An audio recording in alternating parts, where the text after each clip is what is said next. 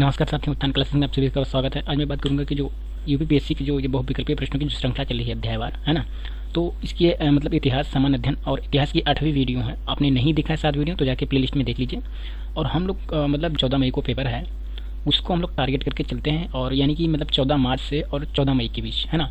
तो आप मतलब पूरी जो भी हम पूरी की पूरी कोशिश करेंगे कि हमारी जितने भी टॉपिक्स हैं सब कंप्लीट हो जाएं, है ना। और आप लोग भी अपना सहयोग देते हैं ताकि मुझे थोड़ा सा मोटिवेशन मिल सके। लेकिन मैं पूरी कोशिश करूंगा कि एग्जाम से पहले सारी वीडियो में कवर अप कर दूं, है ना। और इसमें टॉपिक वाइज मैंने वीडियो इंक्लूड किया है, मतलब जितने भी क्वेश्चंस होते हैं उसके अकॉर्डिंग। जैसे मान लिया बौद्ध धर्म से क्वेश्चन ज़्यादा पूछे जाते हैं तो उसको ज़्यादा कर दिया गया है ना। और जैसे यूनानी आक्रमण है तो इससे बहुत सारे कोई क्वेश्चंस ज़्यादा नहीं पूछे गए अब तक, मतलब जैसा मेरा एनालिसिस रहा है तो उसके अकॉर्डिंग मैं काम करूँगा। और बाकी सारी चीज़ें होंगी तो ऐसे ऐसे मैंने मतलब जब जैसे मॉडर्न हिस्ट्री में बहुत ज़्यादा क्वेश्चन पूछे जाते हैं ना तो उनको भी इंक्लूड करूँगा। बस थोड़ा सा टाइम का इशू हो सकता है ना बस। तो पहले क्वेश्चन पे चलेंगे। पहला क्वेश्चन है कि सिकंदर के हमले के समय उत्तर भारत पर निम्नलिखित राजवंशों में से किस एक का शासन था। विकल्प ये है नंद, विकल्प बी है मौर्य, विकल्प सी है शुंग, विकल्प बी है कण्व। तो करेक्ट आंसर हो जाएगा इसका नंद, है ना। इसी संबंधी डिटेल आराम से आप पढ़ सकते हो क्योंकि टाइम बहुत कम है तो इसलिए मैं जल्दी जल्दी बना के वीडियो भेज रहा हूँ, है ना। फिर अगला प्रश्न संख्या दूसरा है, निम्नलिखित में से मगध का कौन सा राजा सिकंदर महान के समकालीन था। विकल्प ए है महापद्मनंद, विकल्प बी है घनानंद, विकल्प सी है शुकल्प और विकल्प डी है चंद्रगुप्त मौर्य। तो इसका करेक्ट आंसर हो जाएगा घनानंद।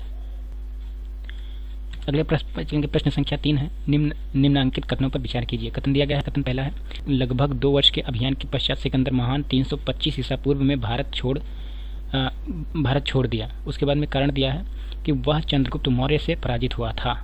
नीचे थे कि कोड का सही उत्तर का चयन करें, है ना। तो इसमें पूछ रहा है कि कौन सा सही है, तो इसका करेक्ट आंसर हो जाएगा सी, यानी कि ये सही है परंतु आर गलत है ना। क्योंकि आप इसको पूरा डिटेल में थोड़ा सा मैं पढ़ ही दे रहा हूँ कि जो मतलब खामनी साम्राज्य को ध्वस्त करने के पश्चात 327 ईसा पूर्व के वसंत के अंत में एक विशाल सेना के साथ सिकंदर भारतीय विजय के लिए चला, है ना। लगभग 2 वर्ष के अभियान के पश्चात 325 ईसा पूर्व के सितंबर माह में सिकंदर ने पाटल से यूनान को प्रस्थान वापस किया, किंतु वह मौर्य से पराजित नहीं हुआ था, है ना। तो ये चीज़ें थी।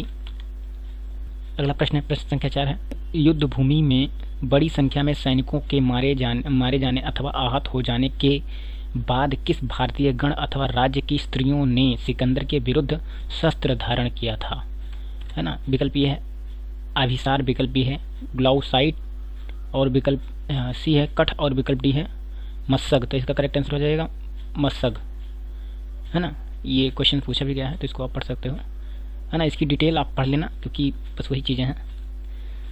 अगला प्रश्न है, प्रश्न संख्या 5 है, भारत में सिकंदर की सफलता निम्न कारणों से थी। पहला कारण है, पहला मतलब दिया गया इसमें, पहला है उस समय भारत में कई केंद्रीय सत्ता नहीं थी। दूसरा है उसकी फौज बेहतर थी। तीसरा है उसे देशद्रोही शासकों से सहायता मिली। और चौथा है वह एक अच्छा प्रशासक था, है ना। तो नीचे दिए गए कथन बताओ इसमें कौन सा सही है कि क्यों सफल हुआ था, है। तो इसका सही आंसर हो जाएगा देखो 1, 2 और 3, मतलब कि चौथा उसमें कोई अच्छा प्रशासक नहीं था लेकिन बाकी तीनों चीज़ें उसके पास थी, है ना। इससे संबंधित डिटेल आराम से पढ़ लेना। और प्रश्न संख्या 6 है, उस वीर भारतीय राजा का नाम बताइए जिसे सिकंदर ने झेलम के तट पर पराजित किया, है ना। विकल्प है आम्भी, विकल्प बी है पुरु यानी पोरस, विकल्प सी है चंद्रगुप्त मौर्य, विकल्प डी है महापद्मनंद। तो इसका करेक्ट आंसर हो जाएगा पुरु यानी पोरस। इससे संबंधित डिटेल पढ़ सकते हो। अगले प्रश्न पर चलेंगे। प्रश्न संख्या 7 है, निम्नलिखित में से कौन सिकंदर के साथ भारत में नहीं आया था, है ना। विकल्प ये है निर्याकस, विकल्प बी है अनिसिक्रिटस और विकल्प सी है डाइमेकस, विकल्प डी है आरिस्टोब्यूलस। तो इसका करेक्ट आंसर हो जाएगा डाइमेकस। इससे संबंधित डिटेल नीचे दी गई है, पढ़ सकते हो, है ना। तो मैं जानकारी के लिए बता दूं, अगला वीडियो मतलब इसका जो भी टॉपिक है तुरंत मतलब मैं कोशिश कर रहा हूँ टाइपिंग पे भेज दिया है, काम बहुत मतलब जोरों पे चल रहा है। बस थोड़ा सा टाइमिंग हम, क्योंकि मैं भी तो पढ़ता हूँ ना तो इसलिए थोड़ा सा टाइम मिलना, बहुत सारी चीज़ें होती हैं लेकिन मैं कोशिश करूँगा। इसीलिए तो मैंने व्याख्या भी नहीं पढ़ी है ना। और इससे ज़्यादा क्वेश्चन मेरे ख्याल से पूछे नहीं गए तो इसलिए मैंने ज़्यादा इंक्लूड नहीं किया है ना।